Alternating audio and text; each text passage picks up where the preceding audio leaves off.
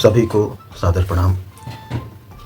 चर्चा चल रही है महर्षि दयानंद सरस्वती के विषय में, जो विश्व के प्रसिद्ध समाज सुधारक हुए, जिन्होंने दुनिया को वेदों का महत्व बताया, वेदों की ओर दोबारा लौटने की प्रेरणा जिन्होंने की और वेद ही एकमात्र ईश्वरीय ज्ञान है ऐसा सिद्ध किया।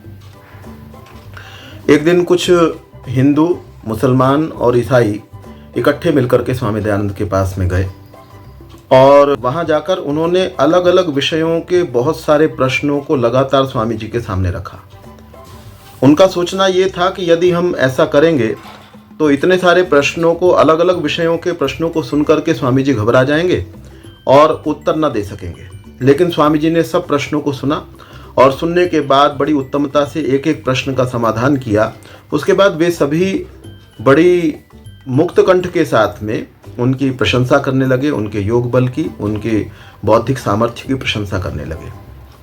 उसके उपरांत स्वामी जी कह रहे थे कि मांसाहार करने से बहुत हानियां होती हैं, मांसाहार मनुष्य को नहीं करना चाहिए। उनमें से एक व्यक्ति महाशय कृष्ण नारायण थे और वो कहने लगे मांसाहार से तो कोई हानि नहीं होती। तो स्वामी जी ने पूछा, आप कैसे कह सकते हैं मांसाहार से कोई हानि नहीं होती? तो महाशय कृष्ण नारायण कहने लगे, मैं स्वयं मांसाहारी हूं, अगर कोई हानि होती तो उसका अनुभव मुझे भी होना चाहिए था।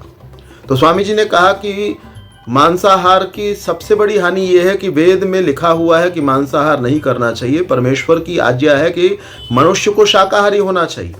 कुछ और पशु वो मांसाहारी हो सकते हैं, जैसे शेर जो है वो मांसाहारी हो सकता है और बहुत सारे पशु हैं, कुत्ता मांसाहारी हो सकता है, लेकिन मनुष्य को मांस खाने की आज्ञा वेद में नहीं दी गई है। इसलिए पहली हानि तो यही है कि आपने परमेश्वर की आज्ञा का उल्लंघन किया और जो परमेश्वर की आज्ञा का उल्लंघन करने वाला है वो कभी भी प्रसन्न नहीं रह सकता है।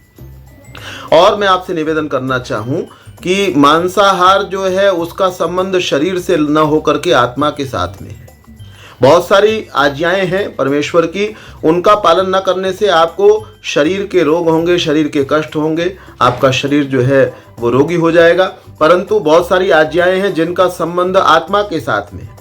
मांसाहार न करने की आज्ञा जो है इसका संबंध आत्मा के साथ में है।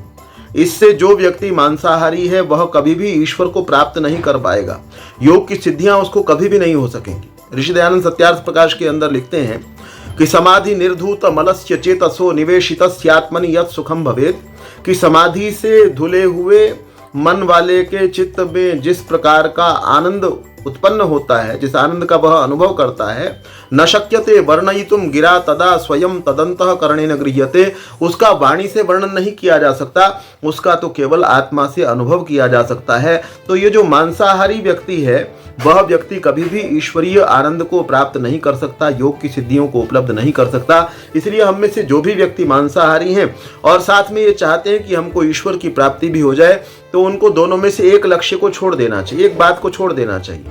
या तो वो ईश्वर की प्राप्ति को न सोचे या वो मांसाहार को छोड़ दें। तो हम यदि ईश्वर की प्राप्ति कर लेना चाहते हैं तो, और हम मांसाहारी भी हैं, तो हमको तुरंत मांसाहार को जल्दी से जल्दी छोड़ देने का प्रयास करना चाहिए। ऐसा ऋषि का जीवन हमको बताता है, ऋषि के उपदेश बताते हैं और वेद की आज्ञाएं पशु माहिंसी ही काम माहिंसी ही भी इसी ओर इशारा करती हैं। आप सभी बहुत ध्यानपूर्वक सुन रहे हैं। आप सभी का बहुत बहुत धन्यवाद।